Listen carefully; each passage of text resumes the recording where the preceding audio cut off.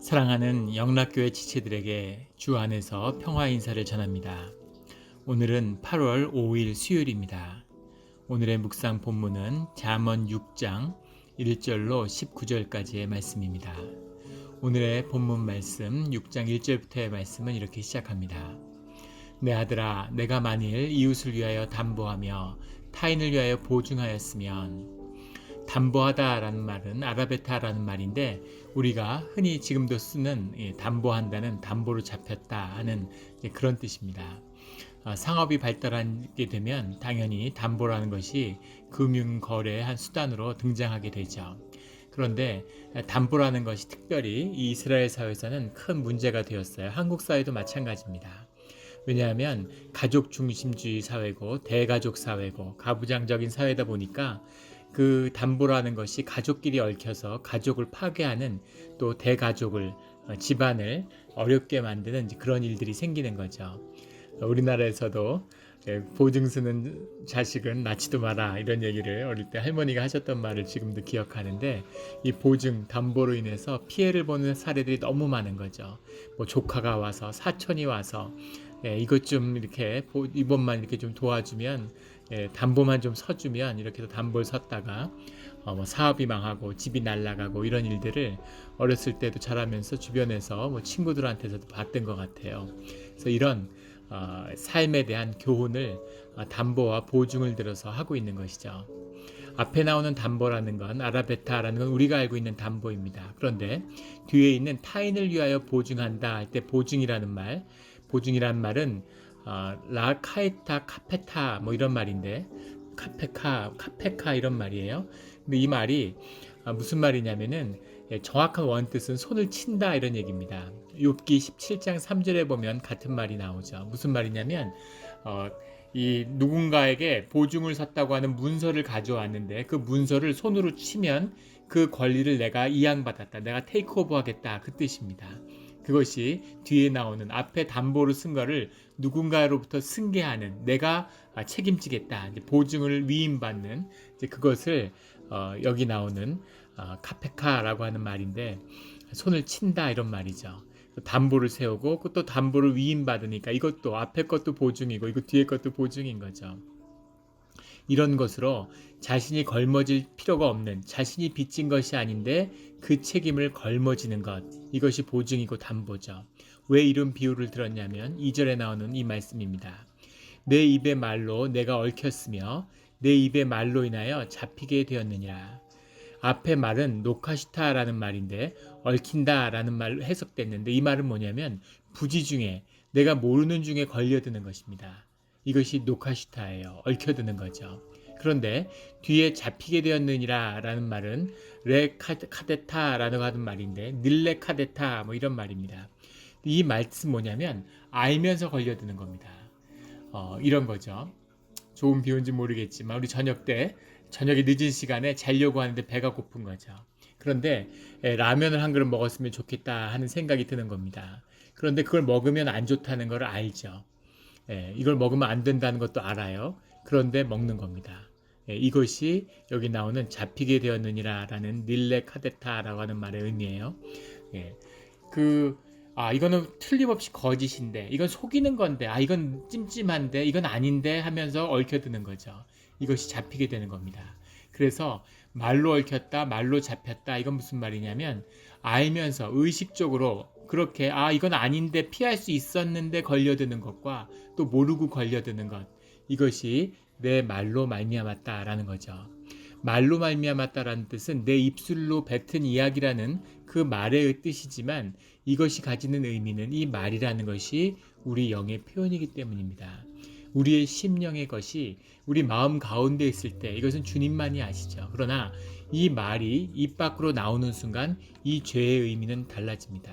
말에 대한 대가를 치러야 되는 거죠.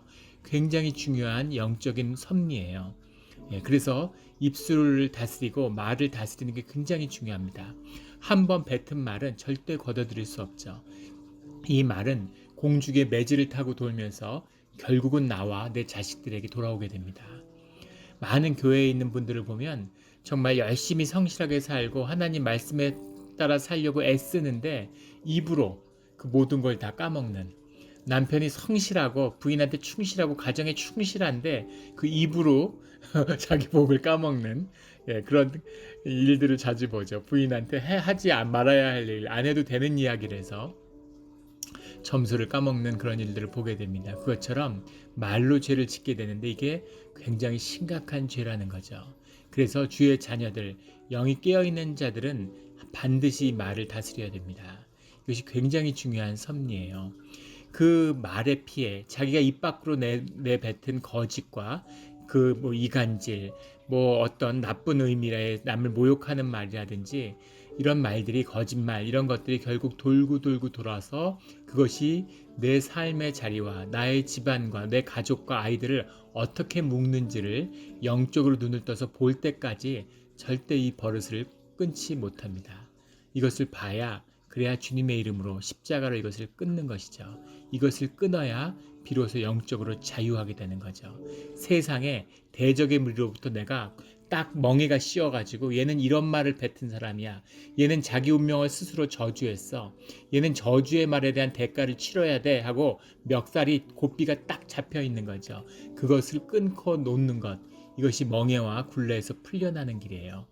이것을 반드시, 절대 이런 것에 묶여 있어서는 안 됩니다. 이것을 풀려나고 두 번 다시 묶이지 않는 주의 자녀들이 되기를 주의 이름으로 축원합니다. 이것을 본 자들은, 이것의 묶임이 무엇인지를 아는 자들은 절대 남을 저주하거나 악한 말로 남을 이간질시킬 수 없는 것이죠. 이것이 깨어있는 자들의 눈으로 보는 진실입니다. 3절에 내 아들아 내가 이웃의 손에 빠졌은즉 이같이 하라. 너는 곧 가서 겸손히 내 이웃에게 간구하여 스스로 구원하되 내 눈을 잠들게 하지 말며 눈꺼풀을 감기게 하지 말고. 여기서 겸손히라고 하는 말인데 히데라파스라는 말입니다. 짓밟는다는 말이에요. 우리 겸손이라는 건 유교적인 의미가 들어있어서 겸양하고 어떤 뭐 애티튜드 같은, 스스로 자기를 좀 이렇게 낮춰 보이는 그런 자세를 겸손이라고 얘기하는데, 이 히브리어의 겸손은 그런 뜻이 아니라 자기 자신의 상대방 앞에서 짓밟는다는 겁니다. 땅이 된다는 거예요. 땅처럼 낮아지는 것, 이것이 겸손의 원뜻입니다. 히브리어의 뜻이죠.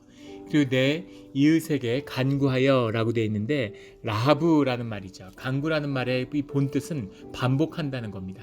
뭐냐면 간절하게 될 때까지 계속 졸라야 된다는 거예요. 자기를 짓밟고 졸르고 졸라서 스스로 구원하되, 무슨 얘기냐면 그 용서를 받을 때까지 결코 이 일을 쉬어서는 안 된다는 거죠. 그게 4절에 나오는 눈을 잠들게 하지 말며 눈꺼풀을 감기게 하지 말아라. 어떻게 해도 무슨 수를 써서도 네 말의 굴레가 되지 않도록 그것을 풀어야 된다라는 얘기입니다. 우리 성도님들 명심하셔야 될 말씀이에요. 누군가를 험담하고 누군가를 음해했어요.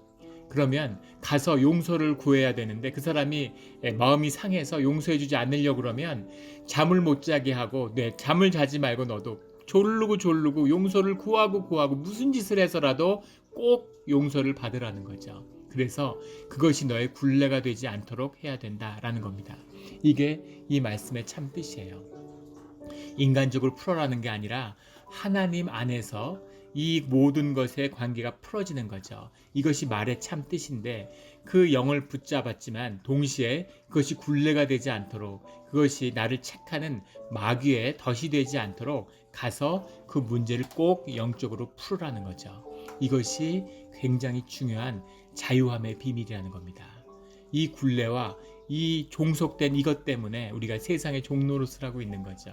그런데 이것을 끊고 이 모든 것에서 자유하게 되는 것, 이것이 복음입니다. 노루가 사냥꾼의 손에서 벗어나는 것 같이, 새가 그물 치는 자의 손에서 벗어나는 것 같이 스스로 구원하라. 스스로 구원하라는 이 말처럼 이 용서를 갖고 그 관계를 풀어서 하나님께 용서를 받아야 되는 거지만 동시에 사람들에게 용서를 받아야 되는 거죠. 사람에게 용서와 사죄를 구하고 화목제를 드려진 다음에 주님께 다시 용서를, 구원을 비는 제사를 올릴 수 있는 것, 그것처럼 스스로 구원하는, 가서 용서를 구하는 그 일을 스스로 해야 된다 하는 것입니다. 모든 이런 영적인 굴레, 내 입술의 죄악에서 풀려나는 자유하게 되는 우리 모두가 되기를 주의 이름으로 축원합니다. 6절부터는 우리 6장의 4가지 교훈을 증거하는데 두 번째 교훈이 나옵니다. 게으른 자여 개미에게 가서 그가 하는 것을 보고 지혜를 얻으라. 게으른 자여라는 말은 아첼이라는 말인데 이 정확한 원뜻은 일을 하지 않는 자 이런 뜻입니다. 우리말로 하면 건달 같은 거죠. 일을 하지 않는 사람, 그런 사람들은 개미에게서 가서 지혜를 얻어라. 개미는 성실과 지혜의 상징이죠.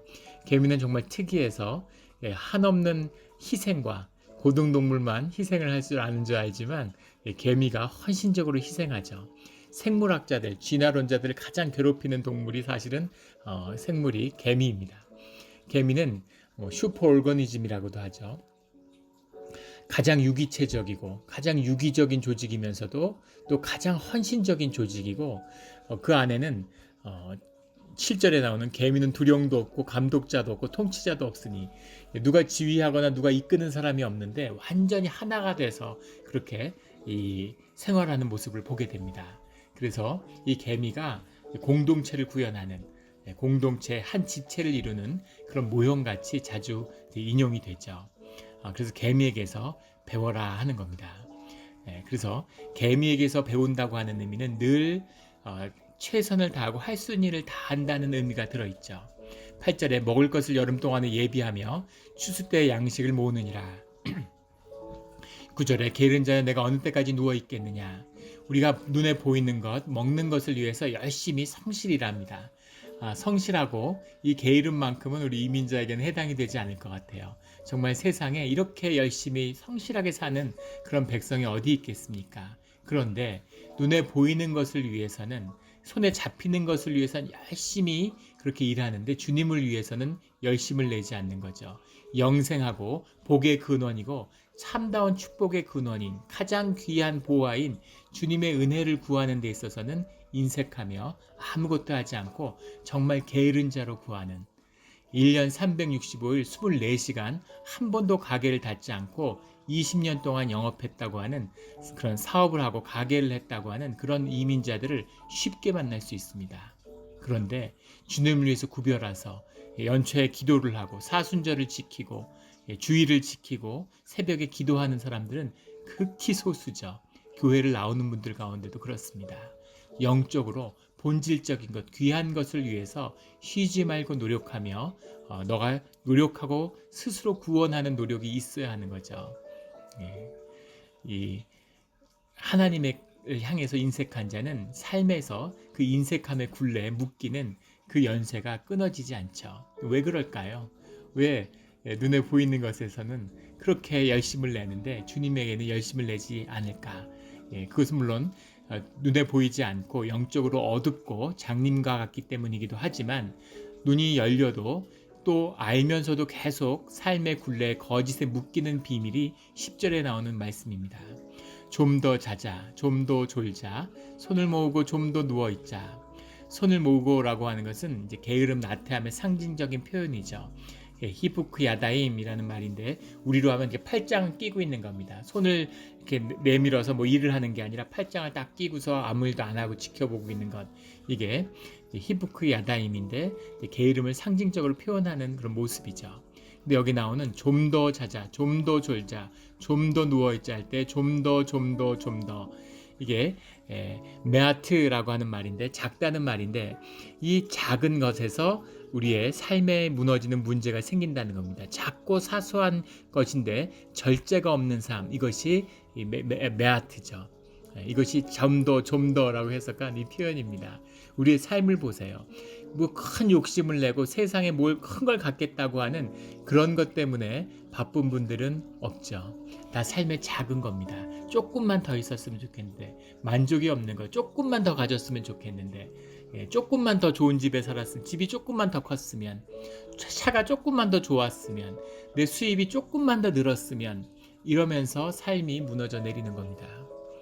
요즘에 경제가 완전히 마이너스 32%를 성장한 미국이 통계를 낸 이래 가장 최악의 경제 상태였는데 돈을 하도 푸니까 그 주식은 최고가를 이루고 있죠. 주식이 결국 무너질 거라는 걸 누구나 다 알아요. 그런데 예, 이것이 잘 되고 있는 동안은 내가 한 푼이라도 더 벌겠다 이러고 그 주식의 사람들이 빠져나오지 못하는 거죠. 그게 누가 먼저 빠져나가느냐, 이제 그걸 하면 마치 배가 침몰하는데 배 위에서 투전판을 벌이는 것과 같습니다. 빨리 그것을 놓고 배에서 탈출해야 되는데 한 푼 한 푼 돈 버는 재미 때문에 돈을 벌려고 그러다가 결국은 배와 같이 침몰하는 사태가 날 수 있다는 거죠. 이것이 바로 메아트의 비밀입니다. 조금만 더 가졌으면, 조금만 더 얻었으면. 그런데 사실은 영적으로 눈을 떠보면 우리가 이미 충분히 가졌다는, 넘치도록 갖고 있다는 사실을 알게 되는 거죠. 그래서 이것은 영이 흐려지고 대적자에게 세상에 물린 우리의 모습을 보여주는 겁니다. 이렇게 좀 더의 메아티에 묶인 자들은 결국 세상의 노예로 살게 되는 것이죠. 이런 자들의 운명은 11절에 나오는 내 빈궁이 강도같이 오며 내 곰핍이 군사같이 이르리라. 아무것도 준비되지 않은 삶 가운데 갑자기 재앙이 닥쳐온다는 거죠. 삶에 재난이 닥칠 때 나를 무엇이 지킬 수 있겠습니까? 세상에 속아서 돈이 나를 지킬 수 있다고 믿고 있는 거죠. 돈이 정말 나를 지킬 수 있을까요? 병에 걸렸는데 죽게 됐는데 돈이 나를 지킬 수 있습니까? 죽은 다음엔 어떻게 되나요? 돈을 가져갈 수 있을까요? 결국은 삶의 본질의 문제를 직면하게 된다는 겁니다. 이것이 빈궁과 곰핍, 우리가 살아서 경험해서 너무나 잘 알고 있는 그것처럼 우리 삶의 본질의 문제가 우리에게 닥쳐온다는 거죠. 앞에 강도같이 온다는 말은 상황의 불예측성입니다. 강도는 이야기하고 오지 않죠. 갑자기 들이닥치죠. 모를 때 들이닥칩니다. 이것이 강도의 비유죠. 상황을 전혀 예측할 수 없는데 갑자기 들이닥치는 것이 강도고, 뒤에 나오는 군사가치라고 하는 군사는 상황의 불가항력성입니다. 군사의 정확한 뜻은 방패를 든 자인데 싸움을 위해서 준비된 자가 군대죠. 군대와 같이 오면은 군대가 오는 걸 알아도 어떻게 막겠습니까? 어떻게 싸울 수 있을까요? 그것이 바로 불가항력성, 군사와 같이 이른다는 것의 상징입니다. 알지 못하는데 재앙이 닥치고 알고 있는데도 어떻게 할 수 없는 우리의 죽음 같은 것이죠. 우리가 어떻게 해도 피할 수 없고 저항할 수 없는 것, 그렇게 닥쳐오는 그 곰핍과 빈궁처럼 우리의 죽음의 문제를, 우리의 재앙의 문제를 영적으로 대비하는 자가 되어야 된다. 깨어서 주님과 함께하는 자, 주님의 지혜에 의지하는 자가 되어야 된다라는 말이죠. 늘 이런 빈궁과 곰핍을 피하고 주 안에서 부유한 삶을 살아가는 우리 성도님들이 되시기를 주의 이름으로 축원합니다. 12절에는 불량하고 악한 자는 구부러진 말을 하고 다니며, 세 번째 교훈인데 이것은 악인에 대한 교훈입니다. 악인을 향한 교훈이죠. 불량하고 라는 말은 벨리얄이라는 말인데 우리 성경에서 많이 나오는 말이죠. 대적자, 정확한 뜻은 가치가 없는 자라는 뜻인데 하나님에게 맞선 자, 하나님을 붙들지 않는 자, 그 속에 하나님이 없는 자가 벨리얄입니다. 벨리알은 결국은 대적에게 쓰임받고 대적에 붙들리기 때문에 결국 대적자가 되는 것이죠. 악한 자라는 건 아벤이라고 하는 말인데 나땡이라는 말이에요. 텅 비었다 이런 자입니다. 악해서 뭔가 악한 뭘 갖고 있는 게 아니라 속이 비어 있는 거죠. 속이 주님의 속사람으로 채워져 있어야 했는데 속이 비어 있으니까 진공 상태로 있는 게 아니라 결국 그 자리가 악령의 자리가 되는 거죠. 속이 비어 있는 자, 세상에 나는 중립적이야, 난 무엇도 믿지 않아 하는 사람은 결국 마귀의 종이 되게 돼 있어요. 그것이 그 끝입니다. 난 무엇도 의지하지 않아, 난 어떤 것도 의지하지 않는 사람이야 하는 사람은 결국 돈에 의지하고 악에 의지하게 돼 있어요. 그것을 위해서 자기 생명을 내어주게 되는 것, 이것이 물이 흐르는 것 같은 세상의 이치입니다. 영의 이치죠. 불량하고 악한 자는 구부러진 말을 하고 다니며, 13절에 눈짓을 하며 발로 뜻을 보이며 손가락질을 하며, 정정당당한 것이 아니라 무언가를 숨기고 무언가를 꾀하는 그런 악의 본질을 이야기하는 거죠. 그의 마음에 패역을 품으며 항상 악을 꾀어 다툼을 일으키는 자라. 패역을 품으며, 패역이라는 것은 그 질서라는 걸 뒤집는 것이라는 것, 기존의 것을 없는 것이라는 걸 우리가 전에 나눴죠. 다툼을 일으킨다 할 때 일으킨다는 말이 참 기가 막힌 표현인데 아셸라흐라는 말입니다. 히브리어로. 이게 보낸다는 뜻도 있는데 던진다는 뜻이 있어요. 다툼을 무리 가운데 던지는 겁니다. 그 테러리스트들이 폭탄을 던지는 것처럼 공동체나 그 사회에 갈등과 싸움을 이렇게 던지는 거죠. 그래서 악인들이 득세하는 세상에는 다툼과 그 싸움이 끊이질 않습니다. 계속 다툼과 싸움을 조장하는 거죠. 왜 조장을 할까요? 이것이 악의 본질이에요. 악이라는 것이 가지는 악한 에너지의 본질이라는 것은 갈등에서 옵니다. 세상에 에너지라고 하는 건 영이죠. 영에서 오는 거죠. 그 영의 에너지를 사람으로부터 끌어내는 방법, 그 방법은 화합하고 조화로운 방법이 수백 배 사랑하고 이러면 수백 배 에너지가 그 안에서 자라나게 되죠. 그것을 내가 누리게 되는데 그것을 남이 뺏어가는 방법이 그 에너지들을 충동시켜서 갈등을 일으키는 거죠. 우리가 원자 가속 분리기 이런 게 있죠. 원자들을 가속시켜서 빵 부딪히면 그 안에는 원자들이 튀어나오는 것처럼 갈등을 일으키게 되면 그 안에서 에너지가 튀어나오죠. 그 에너지를 먹는 겁니다. 이것이 벨리알의 살아가는 방식이에요. 그래서 이 영을 아는 자들입니다. 사실은 영의 느낌이 뭔지를 아는 자들이죠. 이런 자들은 항상 공동체의 갈등을 일으키고 그 갈등을 통해서 그 공동체의 에너지를 잡아먹습니다. 지도자가 이런 벨리알에 속한 자면 항상 이런 지도자들은 공동체를 어렵게 하고 갈등을 일으키죠. 정치 지도자가 벨리알이면 그 사회를 항상 양분시킵니다. 내 편과 네 편을 갈라서 싸움을 붙이는 거죠. 계속 갈등하고 싸우게 되면 그게 막 역동적이 되고 거기서 에너지가 나오는데 그 에너지를 자기가 먹는 겁니다. 악한 지도자의 표본이죠. 그 선한 지도자는 화합하고 조화롭게 만들죠. 사회가 힘이 없어 보이는데 사실은 그게 아니라 뿌리에 힘이 모이고 영적인 에너지가 그 사회에 쌓여가는 겁니다. 그게 쌓여가고 생명이 자라나면 거기서 생명의 역사가 일어나요. 30배, 60배, 100배의 그런 열매의 역사가 일어나게 돼야 되는데 악한 자들은 이 포도원의 밭을 허무는 여우와 같은 자들, 이 벨리알들은 갈등을 일으키고 싸움을 일으켜서 그 가운데 그 에너지를 스스로 먹는 그런 짓들을 하게 되는 거죠. 이것이 악인의 본질이라는 겁니다. 16절부터 여호와께서 미워하시는 것 곧 그의 마음에 싫어하시는 것이 67가지이니 17절부터 하나님이 7가지 싫어하시는 죄에 대해서 말씀하고 계신데 주님이 주신 8가지 복과 대비되는 거죠. 7가지 악을 우리 존재와 우리의 신체와 비유해서 교만한 눈, 거짓된 혀, 피를 흘리는 손, 꾀하는 마음, 악으로 달려가는 발, 망령된 증인, 이간하는 자 이렇게 7개의 존재를 악의 본질을 상징하고 있는 거죠. 그 시작은 교만한 눈입니다. 기가 막힌 영적인 성찰이죠. 교만한 눈. 교만한 눈이라는 게 에나임 라모트라는 말인데 에나임이라는 건 아이라는 눈이죠. 라모트는 높은 하입니다. 높은 눈이에요. 위에서 내려다보는 눈. 이것이 모든 죄의 시작입니다. 주 안에서 낮아져야 되는데 에고에 사로잡힌 자들은 자신이 스스로를 에고를 부스트업하는 거죠. 에고 인플레이션을 일으켜서 자기가 거대한 사람인 것처럼 대단한 사람처럼 여기게 되는 거죠. 그러니까 남을 낮춰보는 겁니다. 내 영 상태가 좋은지 나쁜지는 내 눈이 높아졌는지 낮아졌는지를 알게 돼요. 남편의 영 상태가 좋은 사람이면 부인을 보면 미안하고 죄스러운 마음이 드는 거죠.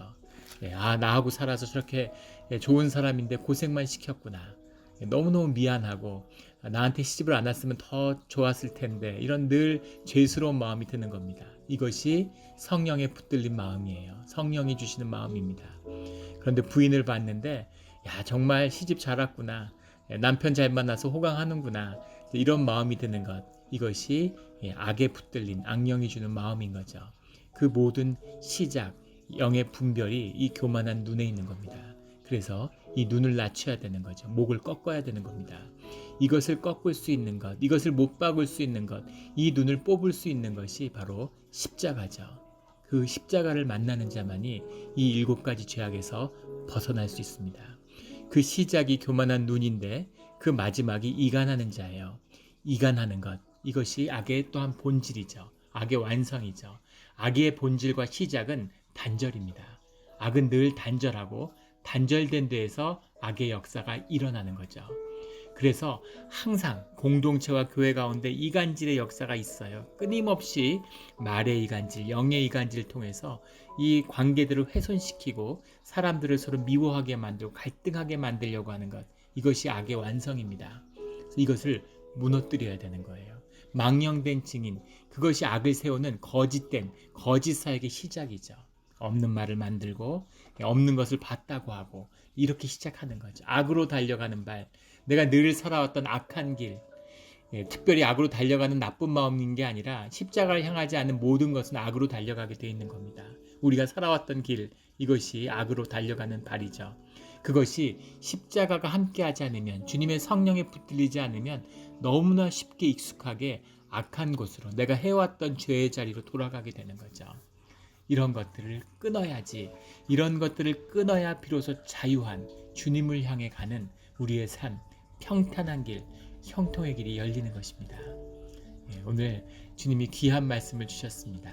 우리 말의 죄를, 입술의 죄를 끊고 선하게 덕을 세우지 않는다면 침묵으로 마음을 지키는, 벨리알은 모양도 취하지 말고 그런 자들을 가까이지 않고 늘 공동체를 진실로, 온유함으로, 겸손함으로 지키는 그런 우리 모두가 되기를, 우리 영락 공동체가 되기를 예수 그리스도 이름으로 축원합니다. 아멘.